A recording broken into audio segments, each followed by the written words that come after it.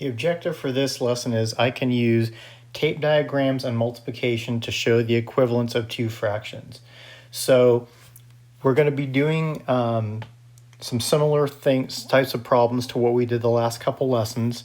In this case, you are not going to have pictures to look at. What you're going to do is they're going to give you two equivalent fractions, and you're going to have to draw or use tape diagrams to prove that they're equal. So here's an example. 2/3 is equal to 8/12. So you're going to have to draw the tape diagrams to show why those are equal. So remember, to draw the tape diagrams, you're going to draw one big rectangle and then cut it in half from left to right. And then you want to make sure that you label your tape diagrams with each fraction. Now it's just a matter of drawing them. So the first one I have to divide into 3 equal pieces. And here's a good lesson. If you don't draw them equally, you need to erase and try again, because you want to make them try to make them as equal as possible. So shade in 2/3. All right. Now, to draw the bottom tape diagram, you want to use the top tape diagram to help you as often as possible. So one way to do that is if you look at your smaller denominator and you can count by it to get to your bigger denominator, then it's easy to divide the tape diagram up. So yeah, 3 goes into 12, right? If I count by 3s. That shows I can use my top tape diagram to help me divide. So all you do is you continue the lines down. And so I have 3 boxes in my bottom tape diagram, but I need to divide it up into 12 pieces. So you say, all right, here's my fractions, 3 and my denominators are 3 and 12. So what do I need to multiply? This happens all the time. What do I need to multiply 3 by to get 12? That's what you ask yourself. And so, yep, it's 4.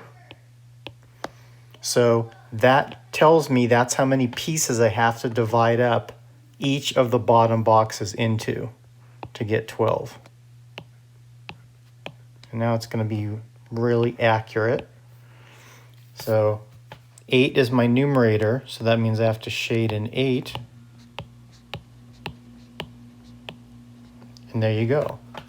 So your 2/3 ends here, and your 8/12 ends here, and you just proved that they're equivalent fractions.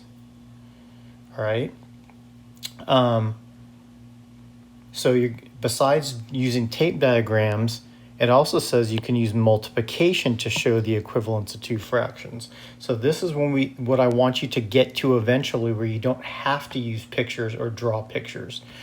So, example, I'm going to do the exact same problem I just did to show you. So 2/3 is equal to 8/12. And then I'm going to give you one to do. All right. So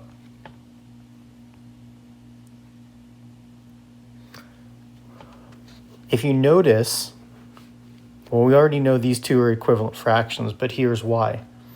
Because to make an equivalent fraction, you multiply, well, for now we're just going to concentrate on multiplication. You multiply the numerator and denominator by the same number, and you automatically know that the fraction you create is equivalent. So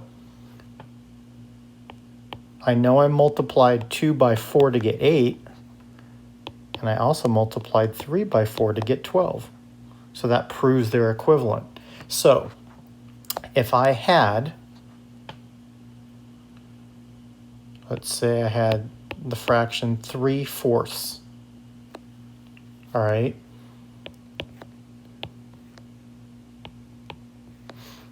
And I had to make an equivalent fraction, and they wanted you to fill in the numerator here.